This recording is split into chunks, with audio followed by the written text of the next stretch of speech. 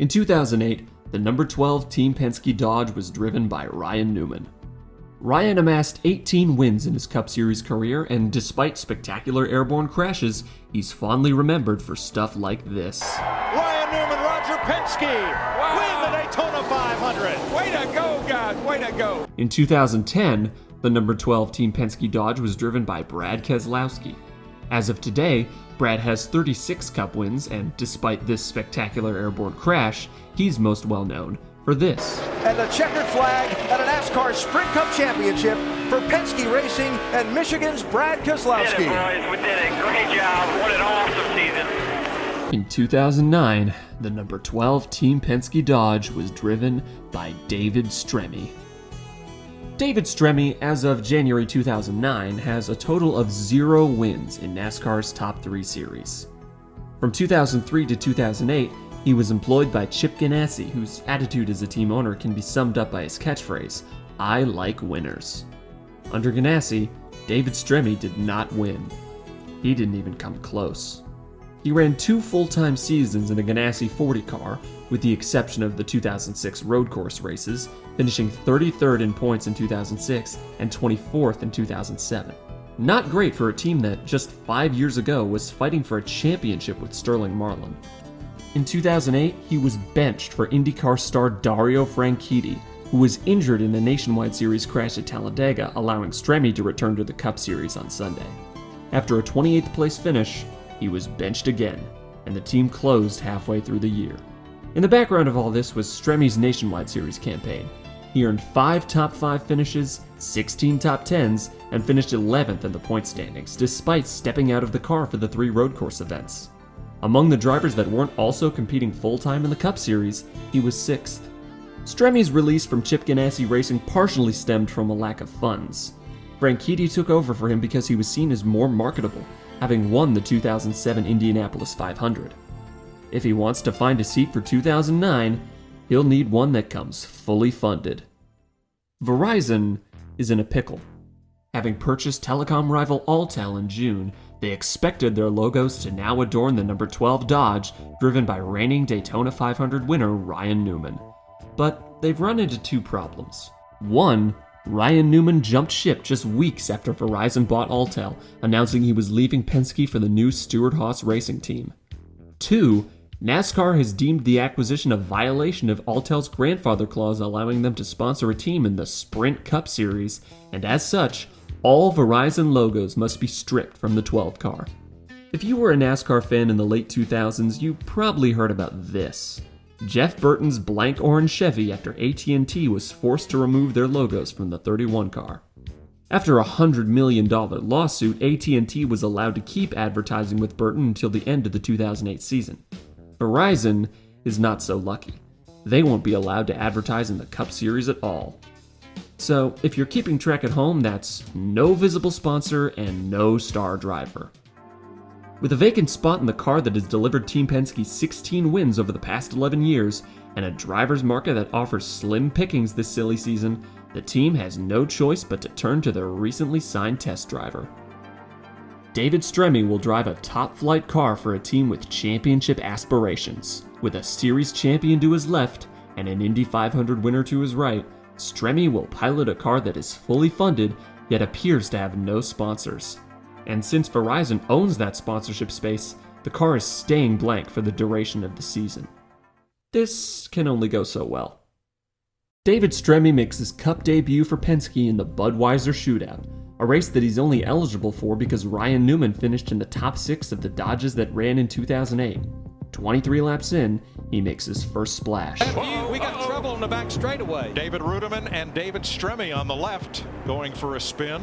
Okay, that didn't go as well as it could have, but it wasn't his fault, and besides, it was an exhibition race. What really matters is execution over the grueling 36 race schedule ahead. This is where David Stremme truly needs to perform. What do I mean when I say that? What constitutes a good performance? I think the fairest method is to track 2 statistics, average finish and top 10s. Specifically, average finish and top 10s compared to 4 others: Ryan Newman's 2008 season, Brad Keselowski's 2010 season, and his 2009 teammates. If he can finish ahead of any of these drivers in either of these categories, I'll call it a success. This shouldn't be too tall of a task for somebody who had 16 top 10s last year in the Nationwide Series, right? The season begins in earnest at the Daytona 500, a race that this team won last time out. And to be clear, this is the same team headed up by crew chief Roy McCulley, who stood in victory lane here a year ago. After finishing 12th in his duel, Stremme starts the Great American Race in 24th. Despite his sponsor Verizon being stripped from the car, they're still permitted to sponsor a segment at Fox. Verizon knew this and devised a bit of a plan. Fox has always been an innovator when it comes to sports graphics, for better or for worse. Verizon came to them with a proposal, which they agreed to. They would superimpose Verizon logos onto the interior of the 12 car during in-car camera shots.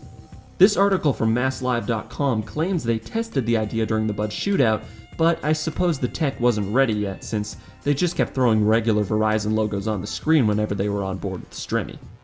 A week later, Verizon and Fox are ready to debut their radical new advertising strategy. Just one small problem. NASCAR and Sprint have discovered the plan, and they don't like it one bit. Before the race, NASCAR calls a meeting with executives from all parties involved, and says that if any Verizon logos were digitally added to the 12 car on the broadcast, they'll black flag David Stremme.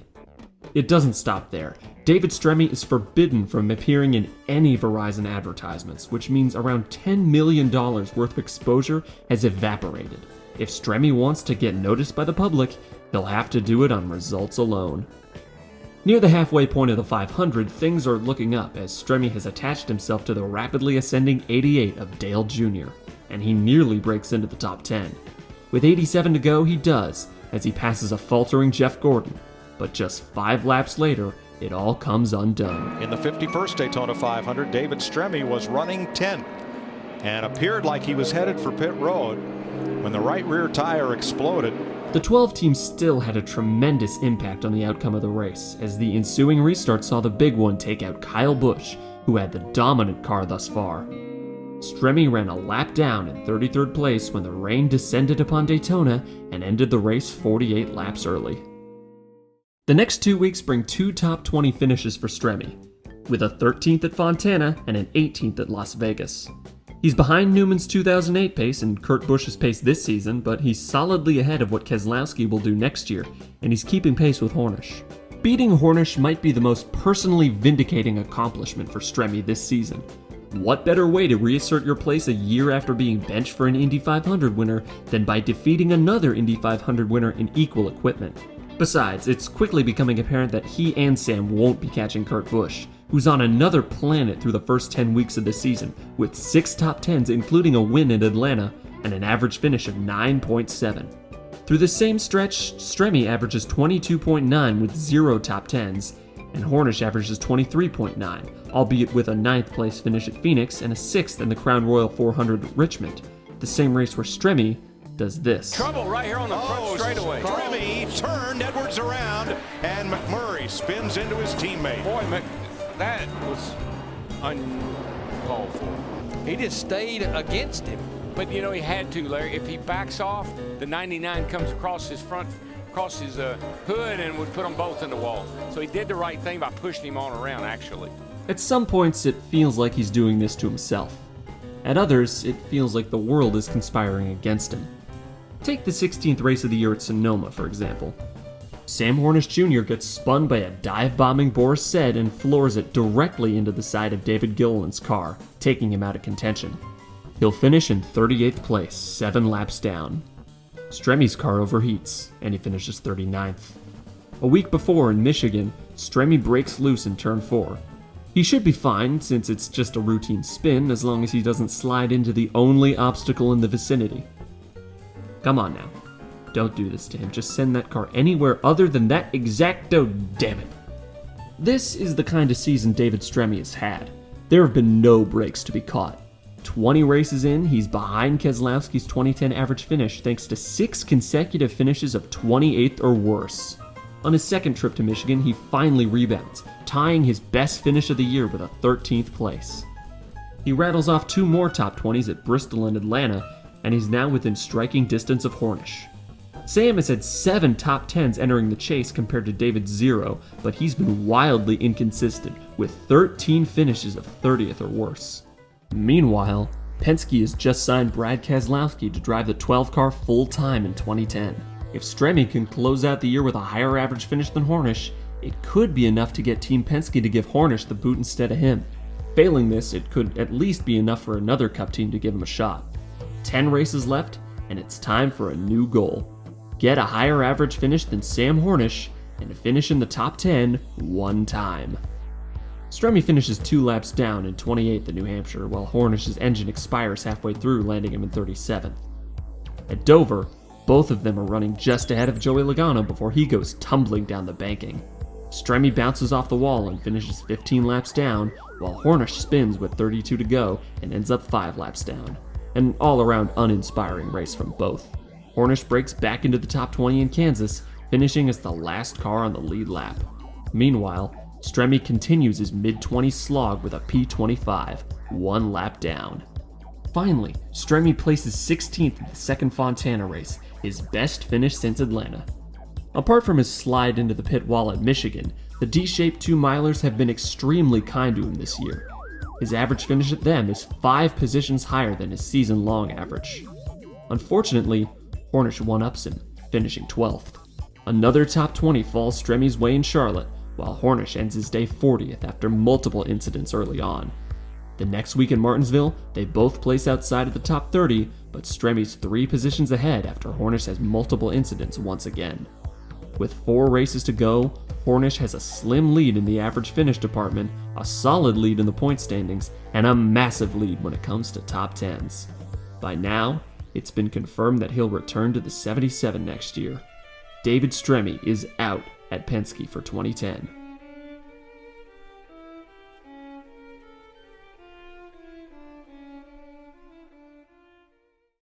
It's time to throw out the average finishes and the comparisons to other Penske drivers. These final 4 races are all about bombast. Stremme must do everything he can to finish as high as possible no matter what. Anything to catch the eye of a team owner for next season. And the next track on the calendar is the perfect opportunity. Talladega Superspeedway is no stranger to drivers earning their first win. From Richard Brickhouse in the track's inaugural race and Dick Brooks and Lenny Pond in the 70s, all the way up to Stremme's replacement earlier this year. He rolls off pit road in 30th place, but starting position doesn't matter very much here. Within a few laps, the racing will be so chaotic that qualifying may as well have been determined by a lottery. Haven't I been here before? If you've seen this video, you know the story behind this race. If you haven't, here's the short version. NASCAR got scared that this was going to happen again, so they tell the drivers not to lock bumpers. The drivers, mad that they can't race the way they want, decide to do the racing equivalent of working to rule, the bare minimum that can technically be considered NASCAR racing. Until about 20 to go when they all remembered that they're racing at Talladega. Not to discredit the entire rest of the race, there's been 25 different leaders today, including David Stremme. In the modern era of plate racing, winning is all about putting yourself in the right place at the right time. With 14 laps to go, the outside line falls far back enough for David Stremme to move up. Pushed by his future replacement, he's got such a run that the leaders jump up to block him. On the backstretch, Dale Jr. makes a move for the lead, and Jamie McMurray moves down to defend. David Stremme suddenly has nothing but open road ahead of him. Check out Stremme on the top side, though. He's got Keselowski pushing. Bottom lane, David Reagan trying to push the 88 of Junior by. McMurray in the middle lane. And up high, the 12 car in the 09, Keselowski and David Stremme. How important are these next 12 laps to David Stremme, trying to get a ride, trying to impress somebody for 2010 to get a cup ride or at least a full-time ride in NASCAR? Nothing looks better on your resume than a W, I can tell you that. And that's what David Strimme's thinking about. Jamie? Well, that would be a great way to top off a great run by David Stremme, but right now, guys, they're saying they're going to be about 2 laps short, but they said they're going to risk it. They're going to stay out and go for the win. Stremme's in a massive pickle now. It's been somewhat hard to pass up front today, and there's no guarantee that he could get the lead back later. But being at the head of the field means your car is cutting through the air without the aid of slipstream, and you're burning more fuel than you otherwise would.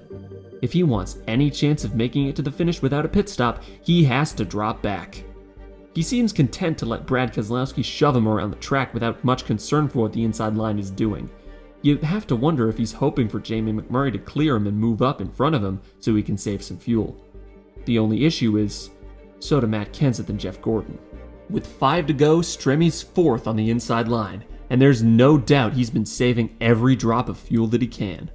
He's still got Keselowski behind him, and the two could make something happen at the end, just as long as this race doesn't go into overtime. Oh, here's a car upside down. Big time crash upside down. It's Ryan Newman. Luckily for Stremme, he's not the only one close on fuel. Jeff Gordon, Dale Jr., Max Pappas, and Juan Pablo Montoya all run out under yellow. So far, Stremme's been able to keep going, and he'd restart in 6th if he's got enough in the tank. But half a lap from the restart, his car runs dry. And that's what David Stremme's not seeing right now. He's out of fuel. Now they're not going. NASCAR's just going to leave the caution out. When the green flag flies for the final time, Stremme's at the very back of the pack. A wreck with 2 to go allows him to salvage a couple of positions, but it's nothing compared to what could have been. He's now going to need some kind of miracle in the final 3 races. At Texas, the 12 car rolls off the grid in 35th, driven by Brad Keselowski just announced this week he will finish this season in that number 12 car for Penske, replacing David Stremme, so they're getting a head start on the 2010 season. Oh my god, he's already been fired. David Stremme will never drive a top-flight car in NASCAR again. In 2010, he takes over for Boris Said mid-season for the new Latitude 43 Motorsports, and he's let go in August after failing to qualify for 5 races and never cracking the top 20. He races for a few more years after that, where his most notable moment was bringing out the caution that immediately preceded Juan Pablo Montoya crashing into a jet dryer. His last NASCAR start came in 2014 at Dover in the 33 car for Circle Sport.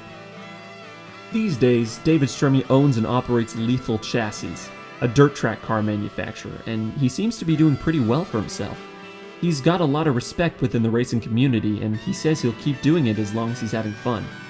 It's the antithesis of his time at Penske, just showing up on the weekend and racing for fun. Sure, in another world he could have been a 3-time Daytona 500 winner, but you don't need to be the best to be happy.